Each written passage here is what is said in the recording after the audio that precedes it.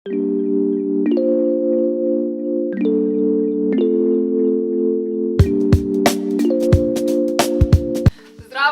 V današnjem videu ti povemo, kdaj je čas za menjavo vzmetnice, kako izbrati ta pravo in na kaj je treba biti pozoren. Kdaj pa je čas za menjavo vzmetnice? Ko je ležišče starejše od 7 let, kajti v 7 letih se znotraj vzmetnice nabere tudi do 7 litrov ali celo več lastnega pota, nabirajo se pršice in pa odmrle kožne celice. Poleg tega je opozorilni znak za menjavo vzmetnice, ko vzmetnica izgubi svojo čvrstost. To pa najbolje zaznate, ko čutite zvečer vsak premik vašega partnerja.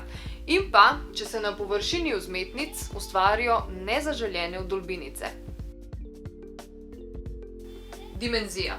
Vzmetnica mora biti vsaj 10 cm daljša od vaše telesne dolžine in čim širša. Višina ležišča. Nizko ležišče, 14 cm, je primerno za otroke in mladostnike, ki še nimajo težav s hrbtenico. Višje ležišče, 18 cm in več, vam pa da kar največje udobje in je primerna tudi za ljudi s prekomerno telesno težo.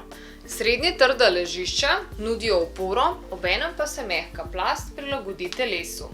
Idealno je za spanje na trebuhu. Trša ležišča so primerna za tiste, ki radi spijo na hrbtu in s tem ohranjajo pravo lego telesa. Primerna je tudi, če na ležišču spi več oseb. Mehkejša ležišča so namenjena otrokom in mladostnikom, osebam do 75 kg. Idealno je za spanje na boku.